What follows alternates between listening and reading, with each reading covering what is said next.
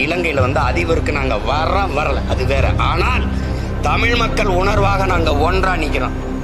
எங்களுக்கான உரிமைங்கிறது தனித்தமிழீழ சோசலிச குடியரசை தவிர எங்களுக்கு தீர்வு. அன்பு தமிழ் உறவுகள் அனைவருக்கும் வணக்கம். இது செய்திச்சரம். தற்போது இலங்கையில் 9வது ஜனாதிபதி தேர்தல் மிகவும் எழுச்சி பூர்வமாக பல்வேறுபட்ட கருத்து மோதல்களுக்கு மத்தியில் இடம்பெறப் போகின்றது. தமிழர்கள் சார்பாக பொது வேட்பாளரை நிறுத்தி அவர்களின் உரிமையை காட்டுவதற்கான ஏற்பாடுகளை தமிழ் தரப்பு செய்து வருகிறது. இதில் பல்வேறுபட்ட கருத்து முரண்பாடுகள் இருந்த போதிலும் தமிழர்கள் தங்களின் பலத்தை உலக நாடுகளுக்கு தெரியப்படுத்துவதற்காகவே பொது வேட்பாளரை களமுறைக்கி உள்ளதாகவும் தகவல்கள் வெளியாகி வருகின்றன. அதன் அடிப்படையில் தொப்புள் கொடி உறவாக இருக்கின்ற தமிழ்நாட்டில் இருந்து பல்வேறுபட்ட ஆதரவு அலைகள் வருகின்றன. நாம் தமிழர் கட்சியின் ஒருங்கிணைப்பாளர் சீமான் அவர்களின் ஆதரவு வேலைகள் வருகின்றன. அதில் ஒரு பகுதியினை இந்த தளத்தில் பதிவிடுகின்றேன். இது விருது செய்யப்பட்ட பதிவாக அமைகிறது. தொடர்ந்தும் இணைந்திருங்கள்.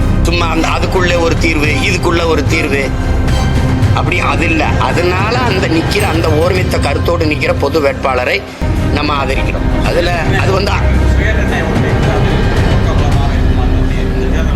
அது அவங்க என்ன சொல்லுவாங்க, சுயநிர்ணய உரிமை மூலமாக போய் தனித்தமிழீழ குடியரசுக்கான பொது வாக்கெடுப்பை எடுக்க வைக்கணும்னு சொல்லுவாங்க. இப்போ நமக்கு வந்து ஒரே இதுதான் ரெஃபரண்டம்னு ஆங்கிலத்தில் சொல்கிற மாதிரி. திராவிட கட்சிகள் போல அங்குள்ள தமிழரசு கட்சி இதற்கு எதிர்ப்பாக ஒரு அறிக்கை வெளியிட்டுள்ளது. அதை பற்றி இந்த தமிழ் மக்களின் வாக்கு வலிமையை ஓர்மைப்படுத்தி காட்டணுங்கிற அந்த நோக்கம் வந்து மிகச்சரியானது.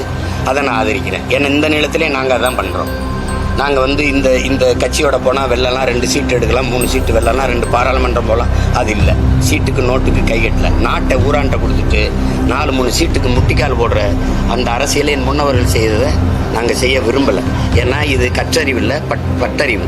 படிப்பறிவை விட பட்டறிவு. எங்கள் முன்னவர்கள் செய்த பிழையை இந்த தலைமுறை பிள்ளைகள் நாங்கள் செஞ்சிடக்கூடாதுன்னு நினைக்கிறோம். அதே தான் அவங்களும் நினைக்கிறாங்க.